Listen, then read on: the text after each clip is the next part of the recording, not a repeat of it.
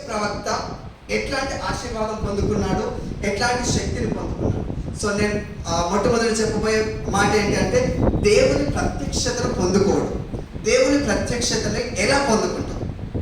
So ద్వితీయోపదేశ కాండం 9వ అధ్యాయం 9వ వచనం ఒకసారి ఎవరైనా చదవండి.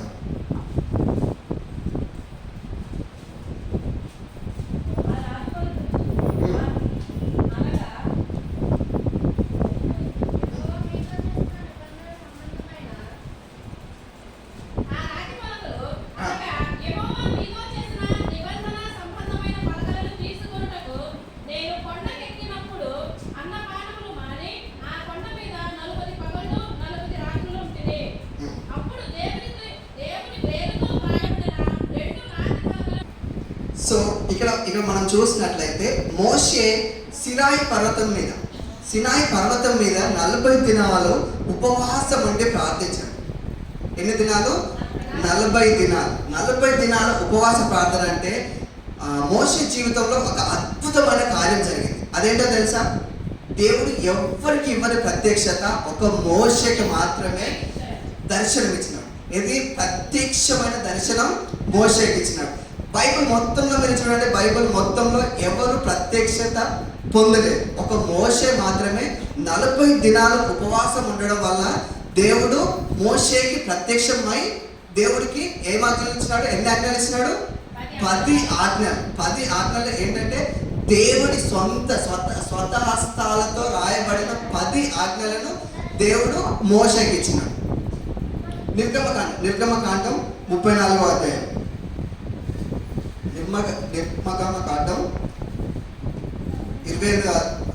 34వ అధ్యాయం 28వ వచనం. ఇక్కడ చూడండి.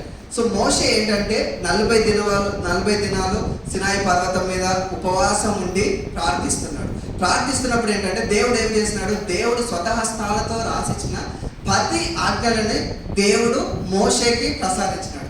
సో ఆ 10 ఆజ్ఞలని ఎవరి కోసం ఇచ్చినాడు? ఇశ్రాయేలు ప్రజల కోసం ఎవరైతే ఉన్నారో వాళ్ళ కోసం నువ్వు ఈ 10 ఆజ్ఞలు తీసుకెళ్ళి వాళ్ళకి ఇవ్వు అని చెప్పినాడు. సో అక్కడ ఏమనుంది? 40 దినములు ఉపవాసం ఉంది. ఎన్ని దినాలు? 40 రేయింబగలు అంటే 40 దినాలు ఫుల్ డేస్.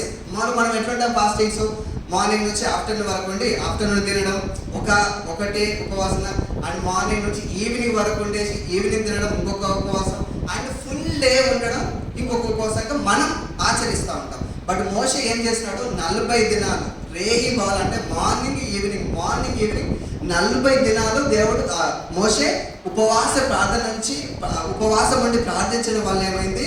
దేవుడు ప్రత్యక్షతను పొందుకోగలిగాడు. మరి మన జీవితంలో దేవుని ప్రత్యక్షతను పొందుకోగలుగుతున్నామా? ఎందుకు మనం మోషే వల్ల ప్రార్థించలేకపోతున్నాం? దేవుని ప్రత్యక్షతను మనం ఎందుకు పొందుకోలేకపోతున్నాం? అంటే ఎక్కడ లోపం జరుగుతుంది? మోషే తను కూర్చున్నాడు, దేవుడి దగ్గర ప్రార్థించినాడు, 40 దినాలు ఉపవాసం ఉన్నాడు. దేవా నీ ప్రత్యక్షత నాకు కావాలి, కంపల్సరీ ఏదేమైనా నీ ప్రత్యక్షత నాకు కావాలి అని పట్టుబట్టి మరి దేవుడి దగ్గర 40 దినాలు ఉపవాసం ఉండి దేవుని ప్రత్యక్షత పొందుకున్నాడు. బట్ మన జీవితాల్లో ఏంటంటే ఏదో ఒక లోపం జరుగుతూ ఉంది. ఏదో ఒక లోపం జరిగి మనం ఉపవాసం ఉంటున్న టైంలో అపవాదం ఏం చేస్తుంది? నువ్వు ఉపవాసం ఉండొద్దు. ఉపవాసం ఉంటున్నావా? అపవాదం వచ్చేసి ఏదో ఒక చిన్న గడిబిడి చేసేసి మనం ఉపవాసం ఉండకుండా చేయడానికి ఎప్పుడు అది మన పక్కనే ఉండి పే చేస్తూ ఉంటుంది. బట్ దేవుడు ఏం చేస్తూ ఉంటాడు? మనకు సహాయం చేయడానికి ఒక సైడ్ దేవుడు ఉంటాడు, ఒక సైడ్ అపవాదం ఉంటుంది. దేవుడు ఏమంటాడు? నువ్వు ఉపవాసం ఉండు, నీకు అద్భుతమైన కార్యాన్ని నీ జీవితంలో నేను జరిగిస్తాను అని దేవుడు ఒక సైడ్ నుండి చెప్తా ఉంటాడు. అపవాదం ఏం చేస్తూ ఉంటుంది? లేదు భయ్, నువ్వేం చేసినా కూడా నేను వెనకాల నేను ఉంటా, ఏది జరగలేకపోతే. సో మన జీవితంలో ఈ అద్భుతాలు జరగబోవడానికి కారణం ఏంటంటే అపవాది అనేది ఎప్పుడూ మన పక్కనే ఉంటుంది. కాబట్టి అపవాదిని జయించే శక్తి మనకు కావాలంటే అద్భుతంగా మనం ఏంటంటే ఇన్ని డేస్ అని ఏంటంటే మోషే కాలంలో ఏంటంటే తను 40 దినాలు ఉపవాసం ఉండగల శక్తి తనకు ఉంది కాబట్టి 40 దినాలు ఉన్నాడు. బట్ మన శక్తిని ఎంత మేరకైతే ఉంటుందో అంత మేరకే మీరు ఉపవాసం ఉండండి. బట్ ఉపవాస ప్రార్థన ఏంటంటే మన జీవితాల్లో అద్భుతమైన కార్యాన్ని జరిగిస్తుంది. దేవుడి ప్రత్యక్షతని కంపల్సరీ మనకు చూపిస్తూ ఉంటాయి. చిన్న ఎగ్జాంపుల్ చెప్తాను. అందరు మీరు కార్లో వర్షం పడుతున్నప్పుడు మీరు జర్నీ చేస్తూ ఉంటారు కదా, బస్సులో కావచ్చు, కార్లో కావచ్చు, ఏదైనా వెహికల్లో మీరు జర్నీ చేస్తున్నప్పుడు ఫుల్ వర్షం పడుతూ ఉంది. డ్రైవర్ ఎవరైతే డ్రైవర్ ఉన్నారో ఎంత ప్రొఫెషనల్ డ్రైవర్ అయినా వర్షం పడుతున్నప్పుడు వెహికల్ స్లోగా నడుపుతారు. ఎందుకు? ఆ ఎదుటిన్న రోడ్ అనేది క్లియర్గా కనిపించదు. సో మనం ఇప్పుడు మామూలుగా నార్మల్గా డ్రైవ్ చేసే వాళ్ళకి కనిపించదు. ప్రొఫెషనల్ డ్రైవర్స్ కూడా ఎప్పుడు రోడ్ అనేది వర్షం పడుతున్న టైంలో అస్సలుగా కనిపించదు. కొంచెం పడుతుంది అనుకోండి కనిపిస్తుంది, బట్ ఎక్కువ వర్షం పడుతున్న టైంలో అస్సలుగా కనిపించదు. బట్ ప్రతి ఒక్క వెహికల్కి, 4 వీలర్ వెహికల్స్ అయినా ఏ వెహికల్కైనా ఒక ఆప్షన్ ఉంటుంది. ఏం ఆప్షన్? వర్షంలో యూజ్ చేస్తాం ఏంటి? వైపర్స్ యూజ్ చేస్తాం. సో వైపర్స్ యూజ్ చేయండి. ఎంత వర్షంలోనైనా ఒక్కసారి వైపర్ ఆన్ చేసిన వెంటనే రోడ్డు మనకి క్లియర్గా కనిపిస్తూ ఉంటుంది. ఒకవేళ వైపర్ లేదనుకోండి మనకి రోడ్డు కనిపిస్తుందా? మన రోడ్డు మీద వెళ్తుంటే ఎక్కడ గుంతలు ఉంటాయో తెలియదు, ఎక్కడ వాటర్ ఉంటుందో తెలియదు, ఎక్కడ పడిపోతామో తెలియదు, ఎప్పుడు ఏమవుతుందో కూడా మనకు తెలియదు. అదే ఒక్కసారి వైపర్ ఆన్ చేసినాం అనుకోండి ఏం జరుగుతుంది? ఒక్కసారి వైపర్ ఆన్ చేసినామంటే మనకి రోడ్డు క్లియర్గా కనిపిస్తూ ఉంటుంది. మనం డ్రైవ్ చేయడానికి ఈజీగా ఉంటుంది. సేమ్ ఎట్లా అయితే ఒక వెహికల్కి వైపర్ ఎలా పనిచేస్తుందో ఉపవాస ప్రార్థన అనేది మన జీవిత ఎదుగుదలకి పనిచేస్తూ ఉంటుంది.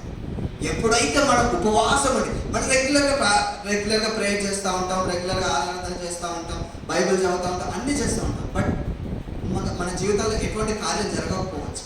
కానీ ఉపవాసం ఉండి చేసిన ప్రార్థనకి ఖచ్చితంగా ప్రతిఫలం అనేది ఉంటుంది. అందరి స్తోత్రం చెప్తాం. హల్లెలూయా. ప్రతి ఒక్క ఉపవాస ప్రార్థనకి జవాబు అనేది ఉంటుంది.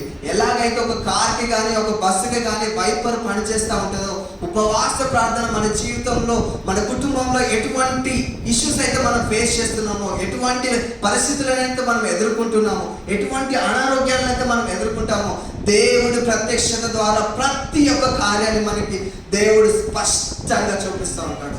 ఒక కారు వైపర్ ఎప్పుడైతే ఆన్ అయితే ఉంటుందో రోడ్డు మనకి ఎంత స్పష్టంగా కనిపిస్తూ ఉంటుందో ఉపవాస ప్రార్థన ద్వారా మనకి ప్రతి ఒక్క కార్యం దేవుడు స్పష్టంగా కనపరుస్తాడు. ఏదైతే మన కుటుంబంలో ఎటువంటి పరిస్థితులు ఎదుర్కొంటున్నాం అది నీకు కనిపించట్లేదా?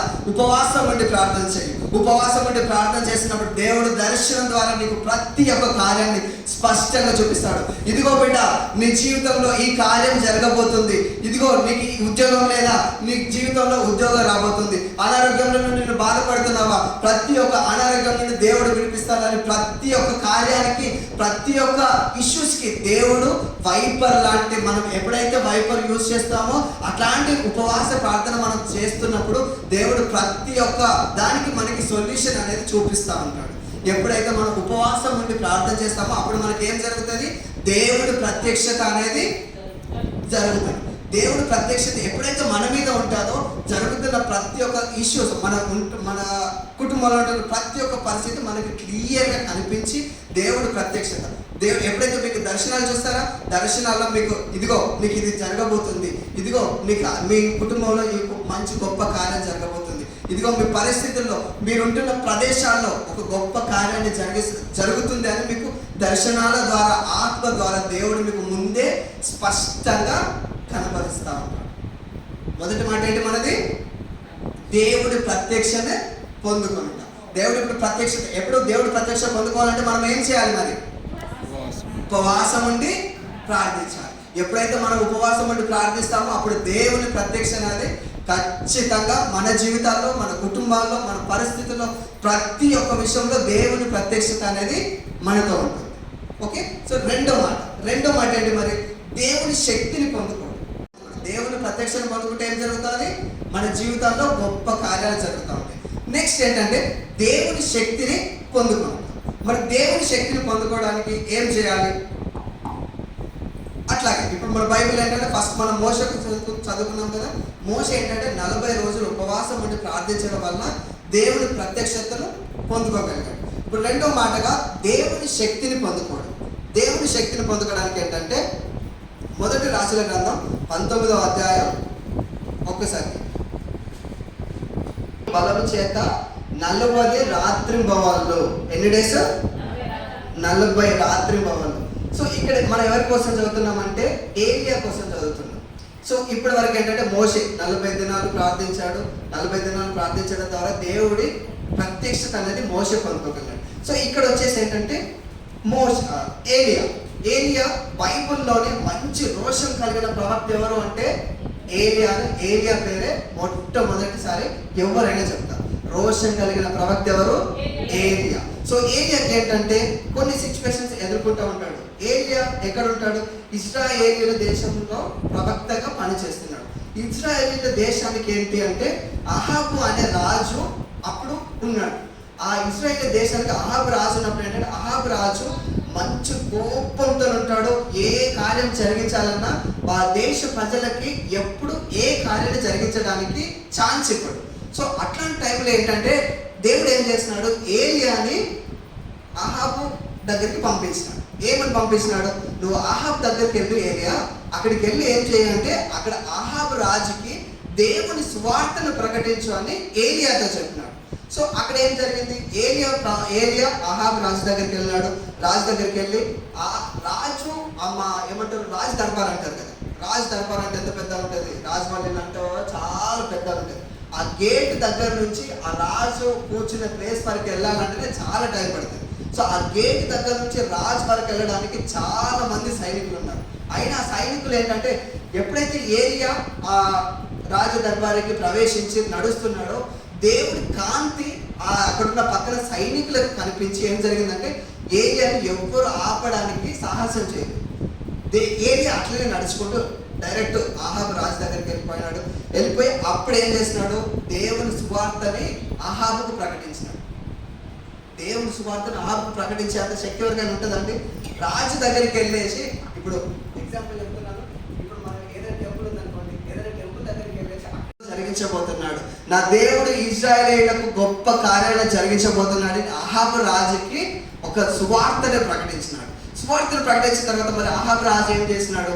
కొద్ది రోజులు గడిచిపోయింది. ఏలియా అక్కడికి వెళ్ళినాడు, సువార్తను ప్రకటించినాడు. సువార్తను ప్రకటించి మళ్ళీ వెళ్ళి ప్రయాణం తిరిగినాడు. ప్రయాణం తిరిగేసి ఏంటంటే కొద్ది ప్రాంతాలకు నడుచుకుంటూ వెళ్ళిపోయినాడు. అక్కడ ప్రార్థన చేసుకుంటున్న సమయంలో ఏంటంటే ఆ ఇశ్రాయేల్ పట్టణంకి ఏం జరిగింది? ఒక గొప్ప కరువు సంబంధించింది. ఆ గొప్ప కరువు ఏంటి అంటే అక్కడ ఉన్న ఏవైతే వాటర్ ఉన్నాయో ఆ వాటర్ మొత్తం ఇంకిపోవడం స్టార్ట్ అయిపోయింది. అక్కడ ఉన్న వాళ్ళ పశువులు కానీ అక్కడ ఉన్న జన సంసారం ఏంటంటే మొత్తం ఒకటి వెనకాల ఒకటి అన్ని జంతువులు అన్ని చనిపోవడం స్టార్ట్ అయిపోయింది. అక్కడ ఉన్న మొత్తం ఆ రాజ్యంలో మొత్తం ఏంటంటే కరువు సంభవించి ప్రతి ఒక్కటి ఏంటంటే తరిగిపోవడం స్టార్ట్ అయింది. సో అప్పుడు అహాబు రాజుకు ఒక డౌట్ వచ్చింది, అసలు మన రాజ్యంలో ఏం జరుగుతుంది, ఎప్పుడు అసలు ఎందుకు జరుగుతుంది అని జస్ట్ ఒక్కసారి కూర్చొని రీకాప్ చేసుకున్నప్పుడు ఏం జరిగిందంటే ఎప్పుడైతే ఏలియా ఈ రాజ్యంలోకి ప్రవేశించినాడో అప్పటి నుంచే మన రాజ్యానికి పరిస్థితి వచ్చింది అని ఏం చేసినాడు? సైనికులకి ఏలియా ప్రవక్త ఎక్కడున్నా కూడా అక్కడికి వెళ్ళి ఏలియాని నా దగ్గరికి తీసుకొని రండి అని సైనికులను పంపించేసింది.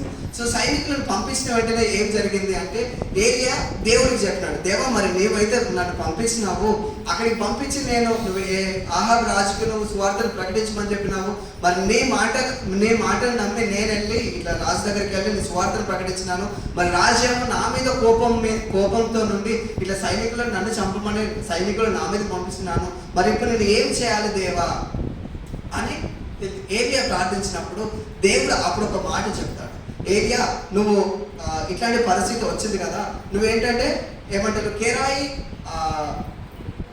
వాగు దగ్గరికి వెళ్ళు, నువ్వు అక్కడికి వాగు దగ్గరికి వెళ్ళు, అక్కడ వాగు దగ్గర ఉండు, నీకు కాకుల ద్వారా నేను ఆహారం పంపిస్తానని దేవుడు సెలవిచ్చినాడు.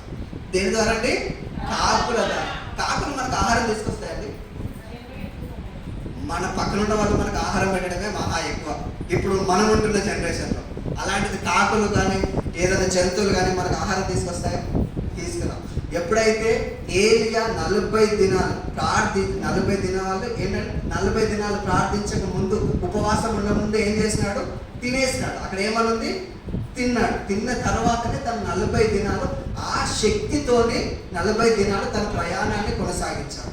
ఎప్పుడైతే మన జీవితంలో అనుకుంటాం మనం ఏంటంటే ఒక కార్యం మన జీవితంలో జరగాలి అనుకున్నప్పుడు మీరు ఒక పట్టుదలతోని ఉపవాసం అని ప్రార్థించాలి. ఆ విషయం కంపల్సరీ మన జీవితంలో జరుగుతుంది. మీరు ఏదైనా నాకు ఎగ్జాంపుల్ నాకు జాబ్ రావాలి దేవా అని నేను ప్రార్థిస్తున్నాను అనుకోండి, నాకు జాబ్ రావాలి దేవా, నాకు జాబ్ రావాలి అని ఉపవాసం అంటే ప్రార్థిస్తున్నప్పుడు సెకండ్ ఆప్షన్ ఏం పెట్టుకోకండి. సెకండ్ ఆప్షన్ నాకంటే ముందు కూడా ఉన్నాడు, మరి వానికి వస్తుందేమో జాబ్, నాకంటే ముందు ఎక్కువ మార్కులు వచ్చినాయి వాళ్ళకి జాబ్ వస్తుందేమో, నాకు కొంచెం తక్కువ మార్కులు వచ్చినాయి కదా, మరి ఎట్లా నాకు జాబ్ వస్తుంది కదా. నువ్వు ప్రార్థన చేస్తున్నప్పుడు నువ్వు ఒకటి అనుకున్నావు, దేవా నాకు జాబ్ కావాలి, దేవా నా జీవితంలో ఈ కార్యం జరగాలి, దేవా నాకు ఈ అనారోగ్యం నుంచి నాకు విడుదల కావాలి అనుకున్నప్పుడు నువ్వు ఒకే మాట మీద ఉండి ఆ పట్టుదలతోనే నువ్వు ఏదైతే అనుకుంటున్నావో అదే కార్యం పైన ఉపవాసం ఉండి ప్రార్థన చేయండి. కంపల్సరీ ఆ కార్యం అనేది జరుగుతుంది. అప్పుడు ఏం చేసినాడు 40 దినాలు ఉపవాసం ఉండే కంటే ముందు తను తిన్నాడు.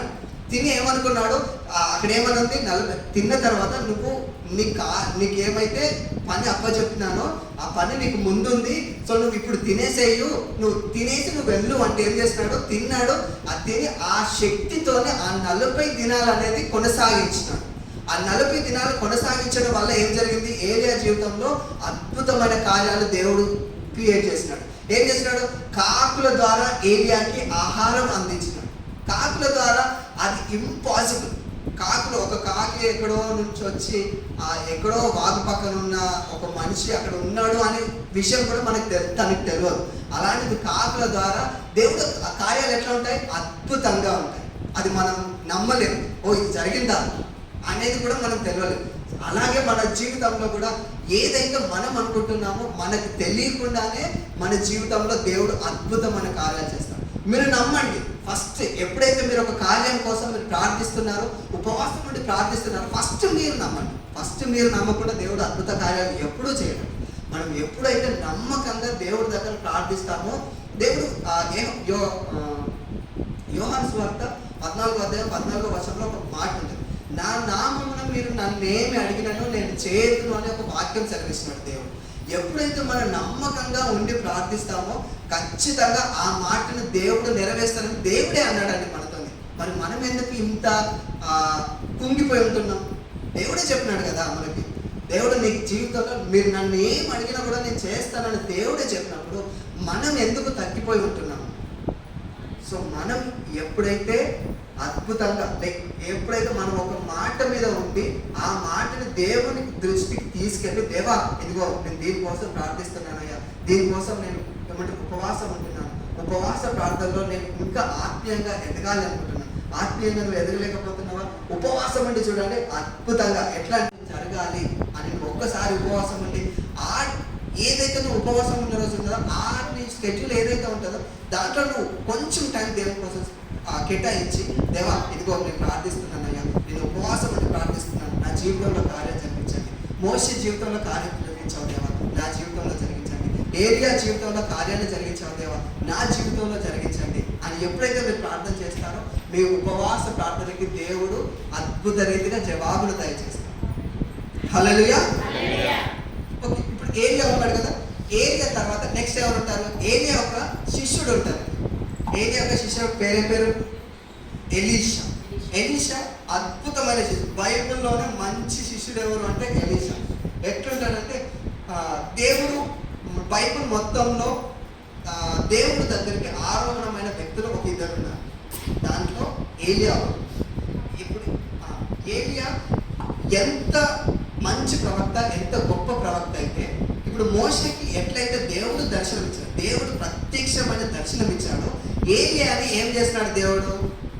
ఆరోహణం చేసుకొని వెళ్ళిపోయాడు. అట్లాంటి అవకాశం మనకు వస్తుందండి.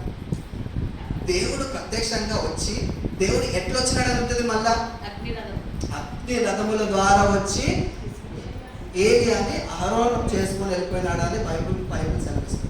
అట్లాంటి కార్యం ఒకవేళ మన జీవితంలో జరిగిస్తే అంతకంటే గొప్ప కార్యం ఏదైనా ఉందంటారా? మనం ఉంటున్న పరిస్థితుల్లో దేవుడు మనకు కనిపించడమే పెద్ద కార్యం. అలాంటిది దేవుడు అగ్ని రథముల మీద వచ్చి ఏలియాని తీసుకెళ్ళిపోయాడు. ఏలియాని తీసుకెళ్తున్న టైంలో ఏలియా పక్కనే ఉంటాడు.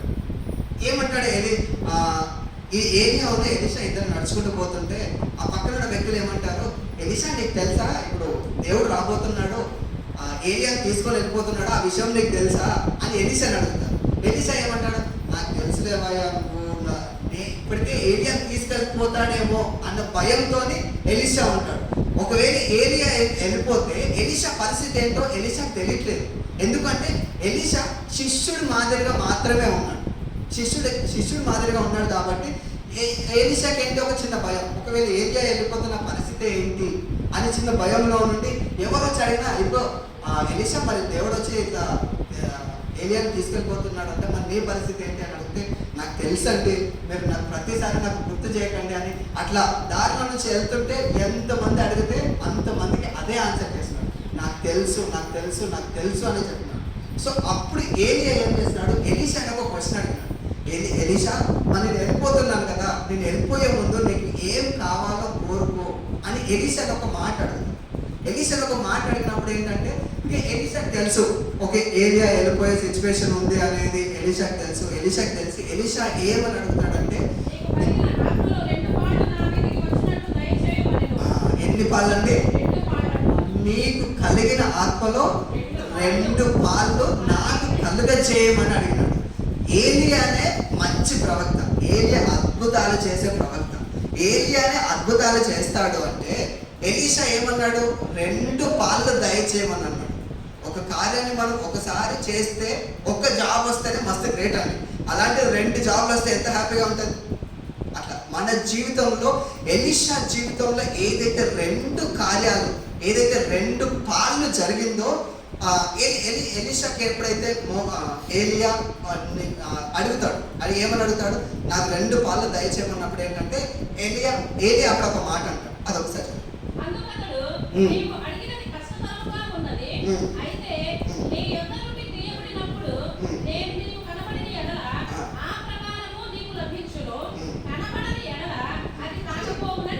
కాకపోవని చెప్పాను.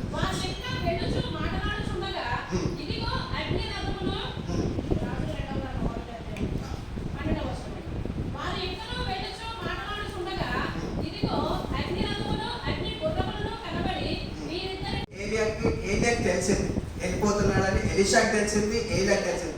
దేవుడు అగ్ని రథముల ద్వారా వచ్చేసి ఏలియాను తీసుకొని వెళ్ళిపోయాడు. సో ఇప్పుడు ఏంటంటే ఎలీషా ఒక్కడే ఉన్నాడు. వెళ్ళిపోయిన తర్వాత ఎలీషా ఒక్కడే ఉండి ఏలియాని ఏమని అడిగినాడు, ఏలియా తనకి ఏమని చెప్పినాడు, నువ్వు పొందుకో. మొత్తానికి ఏంటి, ఎలీషాకి అది ఇచ్చేసి వెళ్ళిపోయినాడు. నువ్వు ఏదైతే అడిగినావో అది నువ్వు పొందుకుంటావు, అంటే 2 ఆత్మను నువ్వు పొందుకుంటావు అని ఏలియా ఎలీషాకి చెప్పేసినాడు. సో అప్పుడు ఎలీషా ఇంకా ఏలియా ఏదైతే అద్భుతమైన కార్యాలు బైబిల్లో చేసినాడో ఏలియా కంటే డబల్, అంటే 2 టైమ్స్ అద్భుతమైన కార్యాలు ఎలీషా చేసినాడు. ఎలీషా చనిపోయిన తర్వాత ఎవరైతే ఆ సైన్యంలో చనిపోయిన సైనికులు ఉంటారో ఎలీషా పక్కన జస్ట్ ఇట్లా పడుకోబెట్టినందుకు, ఎలీషా బోన్స్ తగిలినందుకే ఎవరైతే సైనికులు ఉన్నారో లేచి నుంచున్నాడు. ఇంకా అంతకంటే గొప్ప కార్యం ఏదైనా ఉంటుందండి. దేవుడి శక్తి ఎట్లా ఉంటుంది అంటే 2 శక్తి. ఏలియా 1 శక్తితో కలిగి ఉంటే ఎలీషా 2 శక్తిని కలిగి ఉన్నాడు. సో ఇక్కడ చిన్న ఎగ్జాంపుల్ చెప్తాను. ఇక్కడ మీ పెద్ద పాస్టర్ గారు ఉన్నారు కదండి, మీ పెద్ద పాస్టర్ గారు ఏలియా అయితే, మీ చిన్న పాస్టర్ గారు ఎలీషా. పెద్ద పాస్టర్ గారు శిష్యుడు ఎవరండి, ఎలీషా. పెద్ద పాస్టర్ గారు శిష్యుడు ఎవరు, చిన్న పాస్టర్ గారు. చిన్న పాస్టర్ గారు మీ రాబోయే దినాలలో 2 ఆత్మని దేవుడు పొందుకోబోతున్నాడు. 2 శక్తిని మీ చిన్న పాస్టర్ గారు పొందుకోబోతున్నాడు. 2 కార్యాలు మీ చర్చిలో జరగబోతుంది. 2 కార్యాలు మీ జీవితంలో జరగబోతున్నాయి. ఎలీషా ఎటువంటి కార్యాలు అయితే పొందుకున్నాడో ప్రతి ఒక్క కార్యాన్ని మీ జీవితంలో మీరు పొందుకోబోతున్నారు. 2 కార్యాలు ప్రతి ఒక్కరి జీవితంలో 2 కార్యాలు మీ జీవితంలో మీరు చూడబోతున్నారు. మేము మళ్ళీ నెక్స్ట్ టైం వచ్చేసరికి కంపల్సరీ చెప్తున్నాను, మీ చర్చిలో కంపల్సరీ 2 కార్యాలు దేవుడు చేయబోతున్నాడు. హల్లెలూయా. అందరు 2 చేతులు ఎత్తి హల్లెలూయా. ఒకటో మాట ఏంటండి, పొందుకోవడం. రెండో మాట ఏంటంటే దేవుని శక్తిని పొందుకోవడం. సో ఇప్పుడు మూడో మాట ఏంటంటే దేవుడి అద్భుతాలను పొందుకోవడం. సో ఫస్ట్ వ్యక్తి ఎవరు, మోషే ఎన్ని రోజుల కోసం ప్రార్థించాడు, 40 దినాలు. నెక్స్ట్ రెండో వ్యక్తి ఎవరు, ఏలియా ఎన్ని రోజులు ప్రార్థించాడు, 40 దినాలు. ఏలియా కూడా 40 రోజులు ఉపవాసం అంటే ప్రార్థించాడు. ఇప్పుడు మూడో వ్యక్తి, ఫస్ట్ ప్రవక్త ఎవరు, మోషే ప్రవక్త. రెండో ప్రవక్త ఎవరు, ఏలియా ప్రవక్త. ఇప్పుడు మూడో ప్రవక్త ఎవరు, యేసయ్య. మూడో ప్రవక్త ఎవరు, యేసయ్య. ఇప్పుడు బైబిల్ మొత్తం ఎవరంటారంటే మోషే కొన్ని కార్యాలు జరిగించాడు, ఏలియా కొన్ని కార్యాలు జరిగించాడు. బట్ యేసయ్య బైబిల్లో ఉన్న అన్ని కార్యాలని యేసయ్య మాత్రమే చేయగలుగుతాడు. మన జీవితంలో ఏ కార్యం చేయాలన్నా యేసయ్య మాత్రమే చేయగలరు. సో యేసయ్య కూడా ఏం జరిగింది, యేసయ్య కూడా 40 దినాలు ఉపవాసం ఉండి ప్రార్థించాడు. మత్తయి సువార్త 4వ అధ్యాయం 1, 2, 3 ఒకసారి యేసయ్య ఏంటంటే, యేసయ్య భూమి మీదకి వచ్చినాడు. యేసయ్య భూమి మీదకి వచ్చిన తర్వాత మన బైబిల్లో చూస్తాము 3 సంవత్సరాలు యేసయ్య మన భూమి మీద పరిచయం చేస్తాడు. మన 100 సంవత్సరాల జీవితంలో 3 సంవత్సరాలు మాత్రమే యేసయ్య భూమి పైన పరిచయం చేశాడు. 3 సంవత్సరాలు పరిచర్య చేసినందుకే దేవుడు అద్భుతమైన కార్యాలు జరిగించాడు.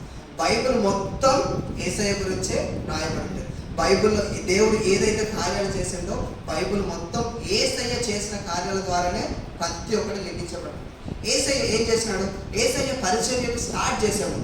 ఇంకా రేపు పరిచర్య స్టార్ట్ చేయాలనుకున్నప్పుడు ఏంటంటే తను ఒకటే డిసైడ్ అన్నాడు. ఏమని డిసైడ్ అన్నాడు, 40 రోజులు ఉపవాస ప్రార్థన ఉంది.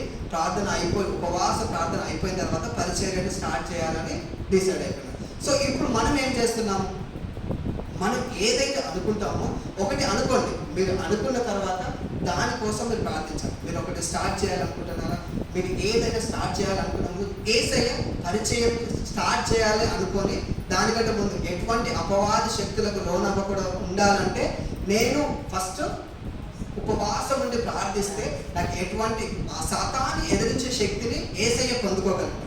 సో ఎప్పుడైతే మన జీవితంలో ఒక కార్యాన్ని మనం స్టార్ట్ చేయాలని అనుకుంటున్నామో దాని నుండి ఒక్కసారి మీరు ఉపవాసం నుండి ప్రార్థించినట్లయితే మీరు దేవుడు ఎన్నైతే కార్యాలు చేసినాడో అన్ని కార్యాలు కూడా మన జీవితంలో కూడా జరిగే ఛాన్స్ ఉంటుంది. దేవుడు ఇప్పుడు పరిచర్య స్టార్ట్ చేస్తున్నాడు. పరిచర్య స్టార్ట్ చేయకముందే యేసయ్య ఉపవాసం నుండి ప్రార్థించినాడు. సో ఉపవాసం నుండి ప్రార్థించిన తర్వాత బైబిల్లో ఎన్ని అద్భుతాలు చేసినాడండి. ప్రతి ఒక్క అద్భుతం యేసయ్య ద్వారా జరిగింది మాత్రమే. ఓకేనా. యేసయ్య ప్రతి ఒక్క జీవితాన్ని ప్రతి ఒక్కరి జీవితంలో ఏంటంటే మారు మనసు. తను పరిచయం చేస్తున్న సమయంలో అనేక మంది ప్రజలకి ఏమంటారు కార్యాలను జరిగించినాడు. ఎగ్జాంపుల్ ఏమంటారు, కొంతమంది ఇప్పుడు లాజరు ఉన్నాడు. లాజరు ఏమైనాడు, లాజరు చనిపోయిన వ్యక్తిని ఏం చేసినాడు, లాజరు ఇదిగో బయటికి రా. చనిపోయిన వ్యక్తిని సైతం ఉపవాస ప్రార్థన చేయడం వల్ల ఏం జరిగింది, దేవుడు కార్యాలు జరిగించాడు. చనిపోయిన వ్యక్తిని ఇదిగో లాజరు నువ్వు బయటికి రా అన్నాడు. అప్పుడు ఏం జరిగింది, చనిపోయిన లాజరు కూడా బయటకు వచ్చినాడు. కుష్టి వ్యాధి కలిగిన వ్యక్తి ఇదిగో నువ్వు లేచి ఏమన్నాడు, నీ పరుపెత్తుకొని నడువు. పరుపెత్తుకొని కుష్టి వ్యాధి కలిగిన వాళ్ళు కాళ్ళు నడవరాని వాళ్ళు నడుస్తారండి. ఒక్క మాటతో ఉపవాస ప్రార్థన చేయడం ద్వారా దేవుడు అనేకమైన కార్యాలు జరిగించాడు. అనేక సంవత్సరాల నుంచి రక్తస్రావం కలిగిన ఒక స్త్రీకి జస్ట్ ఇట్లా దేవుడి ఏమని ఉంటుంది, వస్త్రము చెంగు తగిలినందుకు మాత్రమే స్వస్థత పొంది. అట్లాంటి అద్భుతాలు మన జీవితంలో జరిగించాలంటే మనం ఏం చేయాలి, మరి ఉపవాసం నుండి ప్రార్థించాలి. బైబిల్లో అనేక 1, 2 కాదు ఎగ్జాంపుల్స్. బైబిల్లో మనం ఏ పేజ్ ఓపెన్ చేసినా కూడా ప్రతి పేజ్లో ప్రతి వర్డ్లో ఒక కార్యం అనేది ఉంటుంది. దేవుడు ఒక కార్యాన్ని జరిగించే ఉంటాడు. దేవుడు అట్లాగే నా జీవితంలో కూడా మంచి కార్యాలు జరిగించాడు. చిన్న ఒక 5 minutes చెప్పేసి నేను వాక్యాన్ని ముగించేస్తాను. 2013లో నేను హైదరాబాద్కి వెళ్ళాను. మాది వరంగల్ అయితే నేను 2013లో హైదరాబాద్కి వెళ్ళాను. హైదరాబాద్కి వెళ్ళి లైక్ స్టడీస్ కోసం హైదరాబాద్కి వెళ్ళాను. స్టడీస్ కోసం అక్కడ హైదరాబాద్కి వెళ్ళిన తర్వాత 2 years డిప్లొమా కోసం 2 years స్పెషల్ పిల్లలు ఐడియా ఉందండి మీకు. ఎవరైతే మాటలు రాని వాళ్ళు కానీ, చెవులు వినబడని వాళ్ళు, ఎవరైతే డెవలప్మెంటల్ ప్రాబ్లం ఉన్న వాళ్ళు ఎవరైతే ఉంటారో వాళ్ళకి నేను టీచర్. ఆ పిల్లలకి మన నార్మల్ పిల్లలకి ఇప్పుడున్న దాంట్లో మన నార్మల్ పిల్లలకి చదువు చెప్పడమే మంచి టాస్క్. అట్లాంటి ఈ స్పెషల్ పిల్లలకి టీచ్ చేసే ఆ టీచర్ని. సో అది ఏంటంటే 2013 నుంచి 15 వరకు ఆ ట్రైనింగ్ తీసుకున్నాం. ఎవరైతే చెవులు వినపడకుండా ఉంటారో వాళ్ళకి ఎట్లా చదువు చెప్పాలి, ఎవరైతే మెంటల్ పిల్లలు ఉంటారో వాళ్ళకి ఎట్లా చదువు చెప్పాలి అనేది దాంట్లో నేను ట్రైనింగ్ తీసుకున్నాను. 2015లో ఫినిష్ అయిపోయింది. 2015లో ఫినిష్ అయిపోయిన తర్వాత సో 2015లో అయిపోయింది. 2015లో అయిపోయిన తర్వాత 2015 అంటే అప్పుడు కొంచెం ఏంటంటే ఫినాన్షియల్గా చాలా లో. ఇప్పుడు 2015 అంటే ఆల్రెడీ 10 years గడిచిపోయింది. 10 years బ్యాక్ ఏంటంటే హైదరాబాద్లో కూడా ఏంటంటే శాలరీస్ ఇవ్వడం చాలా ప్లేసెస్లలో శాలరీస్ తక్కువ ఉంది. సో అప్పుడు నేనేంటి మరి అప్పటికి అయిపోయింది, 2015లో అయిపోయింది. 2015లో అయిపోయిందాక నేను జాబ్ చేయాలనుకున్నప్పుడు ఏదైతే నేను చదివిన కాలేజ్లోనే మా సార్ చెప్పినాడు, నువ్వు బయటకు వెళ్ళొద్దు, నువ్వు మన కాలేజ్లోనే టీచర్గా జాయిన్ అవ్వు అంటే సరే సార్ అవుతానని చెప్పినాను. అప్పుడు నాకు 5,000 శాలరీ ఇచ్చినాడు. 5,000 శాలరీకి మనం బ్రతకగలుగుతాం. 5,000 అంటే మనం ఇక్కడ నుంచి ఏలూరుకి వెళ్ళి ఏదో ఒక చిన్న పని చేసుకొని వస్తే 5,000 ఒకటే సార్.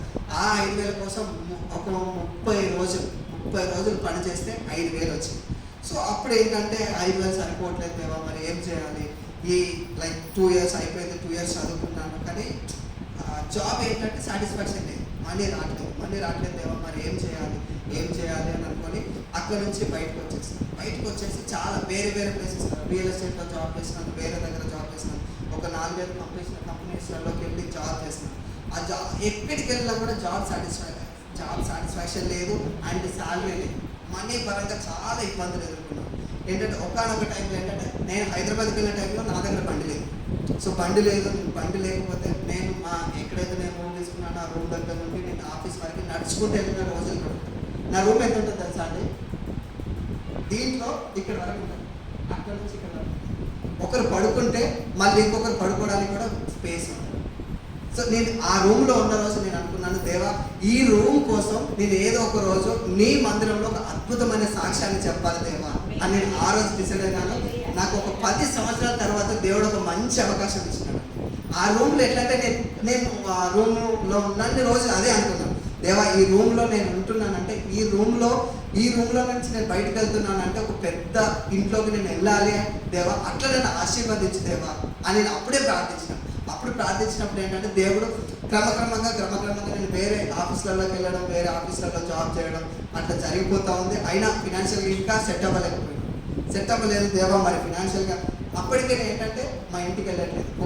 ఎప్పుడైతే నా డిప్లొమా కోర్స్ అయిపోయిన తర్వాత నేను ఒకటే డిసైడ్ అయ్యాను, దేవా ఒకవేళ నేను ఇక్కడ నుంచి కనుక మా ఇంటికి వెళ్తే వరంగల్ కనుక నేను షిఫ్ట్ అయ్యే సిచ్యువేషన్ వస్తే ఒక మంచి పొజిషన్లో ఉన్నప్పుడు మాత్రమే నేను అక్కడికి వెళ్ళాలి, లేదు అంటే మాత్రం అసలు నేను వరంగల్కి వెళ్ళొద్దు. నేను హైదరాబాద్లో ఎన్ని కష్టాలు పడ్డా మంచిదే, నేను ఎటువంటి కష్టాలు పడుతున్నా అనేది ఈవెన్ ఈ రోజు కూడా మా ఇంట్లో వాళ్ళకి తెలియదు, ఎప్పుడూ చెప్పలేదు. నేను మా అమ్మ వాళ్ళకి నేను ఇది చేస్తున్నాను నేను ఇన్ని సిచ్యువేషన్స్ ఫేస్ చేస్తున్నాను అని ఎప్పుడు చెప్పలేదు. ఎప్పుడు ఫోన్ చేసినా కూడా ఏం చేస్తున్నావు అంటే ఏం చేస్తున్నావు అంటే బాగున్నావా అంటే బాగున్నావు, ఎట్లున్నావు అంటే ఓకే. ఎందుకంటే నేను అక్కడెక్కడో దూరంలో ఉన్నాను. నేను మా ఇంటికి ఫోన్ చేసి అమ్మ నాకు ఇది అవుతుంది అదవుతుంది ఈ కష్టం ఆ కష్టం అంటే వాళ్ళ ఇంటి దగ్గర వాళ్ళు బాధపడతారు. సో వాళ్ళు బాధపడవద్దు, నేను ఎన్ని కష్టాలు పడ్డా పర్లేదు, ఎందుకంటే దేవుడు నాకు తోడున్నాడు కాబట్టి ఎన్ని కష్టాలు పడ్డా పర్లేదు దేవా, నేను ఇక్కడే ఉంటాను. ఒకవేళ నేను ఇక్కడ నుంచి కనుక వెళ్ళే సిచ్యువేషన్ వస్తే ఒక మంచి పొజిషన్లో ఉన్నప్పుడు మాత్రమే నేను మళ్ళీ షిఫ్ట్ అయిపోయే సిచ్యువేషన్ నాకు రావాలి దేవా, అప్పటి వరకు నేను వెళ్ళను. నేను హైదరాబాద్లో ఉంటాను కానీ 2013 నుంచి 2024 వరకు నేను హైదరాబాద్లో ఉన్నాను. 2024 వరకు వేరే సిచ్యువేషన్ వేరే జాబ్స్ చేసినాను. 2020 మళ్ళీ అప్పటి వరకు వేరే ప్రొఫెషన్, ఇప్పుడు నేను చేసిన ప్రొఫెషన్ వేరు, అప్పటి వరకు నేను నేర్చుకున్న ట్రైనింగ్ వేరు, నేను చదువుకున్న చదువు వేరు. రియల్ ఎస్టేట్కి టీచర్ ఫీల్డ్కి సంబంధమే ఉండదు, రియల్ ఎస్టేట్కి ఆక్వా ఫీల్డ్కి సంబంధమే ఉండదు. ఆక్వా ఫీల్డ్లో జాబ్ చేసినాను, రైల్వే దగ్గర జాబ్ చేసినాను, ఈ రియల్ ఎస్టేట్లో జాబ్ చేస్తున్నాను, ఇవన్నీ జాబ్ చేస్తున్నాను కానీ జాబ్ సాటిస్ఫాక్షన్ లేదు దేవా. అసలు నేను ఏం చదువుకున్నాను, నేను ఏం జాబ్ చేస్తున్నాను నాకు అర్థం కావట్లేదు దేవా, నాకు ఏదో ఒకటి హెల్ప్ చేయాలని ఎప్పుడు ప్రేయర్ చేస్తూ ఉండేవాడు. ప్రేయర్ చేస్తున్నప్పుడు ఏంటంటే 2020లో దేవుడు ఏంటంటే మళ్ళీ ఇదే ప్రొఫెషన్ నువ్వు ఏదైతే చదువుకున్నావు, నేను అప్పటికి అనుకున్నాను దేవా నేను 2 సంవత్సరాలు చదువుకొని అసలు నేను 2 years వేస్ట్ చేసినానేమో అని చాలాసార్లు ఫీల్ అయ్యాను. ఆ 2 years అంటే ఆ ప్లేస్లో అయితే వేరే ఏదైనా చదువుకొని ఉంటే మేబీ నేను ఇంకా మంచి పొజిషన్లో ఉండేవాడిని కావచ్చు. ఆ 2 సంవత్సరాలు వేస్ట్ చేసినానా అని చాలా సందర్భాలలో ఫీల్ అయినాను. బట్ 2020కి ఏంటంటే ఏదైతే నేను చదువుకున్న ప్రొఫెషన్లోనే నాకు మళ్ళీ జాబ్ వచ్చింది. ఆ జాబ్లో ఏంటంటే అప్పటికి నాకు శాలరీ ఓకే బ్రతకగలుగుతాను అని అంత శాలరీ వచ్చింది. జస్ట్ అప్పుడు జాబ్లో జాయిన్ అప్పుడే మీ అమ్మాయి పరిచయం అయిందంటే నాకు అక్కడ. సో మాది తెలంగాణ కదా, నేను ఒకటే ఆఫీస్లో జాబ్ చేస్తున్నాను. సో అక్కడ నాకు పరిచయం అయింది దేవా, మరి ఆంధ్ర తెలంగాణ అక్కడ కలిసింది. సో దేవా మరి ఏంటి దేవా, అక్కడ పరిచయం అయిపోయింది. కొద్దిగా నేను జాబ్ చేస్తూ ఉన్నాను, కొంచెం ఫినాన్షియల్గా సెటిల్మెంట్ అనేది అవుతా ఉంది. అప్పుడు ఇంటి దగ్గర నుంచి జాబ్ చేస్తున్నాను కదా, మరి ఏంటి మరి పెళ్ళి ఉన్నది కదా, మరి ఏం చేయాలి అంటే అప్పటికి దేవునికి ఏంటంటే ఒక అబ్బాయి జీవితంలో ఒక మంచి కార్యం ఏంటంటే పెళ్ళి ఒకటే. ఎప్పుడైతే పెళ్లి జరిగి అది ఆ పెళ్లిలో హ్యాపీగా ఉంటే ఒక అబ్బాయికి అత్తకి మించి ఏం కావాల్సిన అవసరం లేదు. సో ఇంకా అప్పుడు అనుకున్నాను, దేవా మరి ఇంటి దగ్గర ఇట్లా అంటున్నారు ఏంటి అసలు, ఇంకా ఫినాన్షియల్ ఓకే శాలరీస్ వస్తున్నాయి, బ్రతకగలుగుతున్నాను అంతే, మరి ఏంటి దేవా అనుకున్నప్పుడు ఏంటంటే మేము ఇద్దరం కలిసి ఒక స్కూల్ స్టార్ట్ చేస్తాం. అదే ఏదైతే స్పెషల్ పిల్లలు ఉంటారో వాళ్ళ పిల్లలకి రిలేటెడ్ ఉంటే స్కూల్ స్టార్ట్ చేస్తాం. అది ఎట్లా స్టార్ట్ చేసినామంటే మా ఇంటి దగ్గరనే చెప్పుండి మనీ అడిగింది, వాళ్ళ ఇంటి దగ్గర నుంచి తను మనీ అడిగింది. తన దగ్గర ఏదైతే కొంచెం మనీ ఉంది, నా దగ్గర ఏదైతే కొంచెం మనీ ఉందో ఆ మనీ స్టార్ట్ చేసినాము, ఆ మనీ పెట్టుకున్నాము. ఆ మనీ పెట్టుకొని ఆ మనీతో మరి దేవా మరి మా దగ్గర కొంచెమే మనీ ఉంది, ఆ కొంచెం మనీతో మేము ఒక స్కెచ్ చేసి పెట్టుకున్నాం. మేము ఇట్లా పెట్టుకోవాలి, మనం ఇట్లా పెట్టుకోవాలి, ఇట్లా పెట్టుకుంటే మనం డెవలప్ అవ్వడానికి ఛాన్సెస్ ఉంటాయని ఒక స్కెచ్ చేసి పెట్టుకున్నాము. బట్ మా దగ్గర ఉన్న మనీ మేము అనుకున్న దానికి సరిపడట్లేదు. దేవా మనకు సరిపడట్లేదు, ఏంటి ఏంటి అని చాలా రోజులు స్ట్రగుల్స్ ఫేస్ చేసినాం. బట్ ఒకరోజు ఇంకా ఏదేమైనా పర్లేదని జూలై 1 డిసెంబర్ 2022 జూలై 1 2020 రోజు ప్రే చేసి రిబ్బన్ కట్ చేస్తున్నాం. దేవా ఫస్ట్ మేమైతే స్టార్ట్ చేస్తున్నాము, అది ఎట్లయినా జరగలేదు. ఫస్ట్ అయితే మనం స్టార్ట్ చేద్దామని చిన్న కొంచెం ఫెసిలిటీస్ ఉన్నాయి, అంటే ఫెసిలిటీస్ అన్నీ ఉంటాయి, బట్ దాన్ని ఏంటంటే మళ్ళీ మాడిఫై చేయడానికి చాలా మనీ నీడ్ అయితే ఉంది. బట్ ఫస్ట్ మనమైతే స్టార్ట్ చేద్దాం, దేవుడు మన జీవితంలో కార్యం చేస్తాడని జూలై 1 రోజు రిబ్బన్ కట్ చేస్తామంటే విత్ ఇన్ 1 ఇయర్లో మా ఏరియాలోనే మాది టాప్ ప్లేస్కి వెళ్ళింది. ఏదైతే మేము స్టార్ట్ చేసిన స్కూల్ ఉందో ఆ స్కూల్ టాప్ ప్లేస్కి వెళ్ళిపోయింది. తిరుపతి సార్, మౌనిక మేడం అంటే ఆ ఏరియాలో ఉన్న వాళ్ళందరికీ తెలుసు. ఇప్పుడు అక్కడికి వెళ్ళేసి ఇట్లా సోన్సో ఇట్లా psychologist madam, special educator sir అంటే ఆ ఏరియాలో ఉన్న అందరికీ తెలుసు.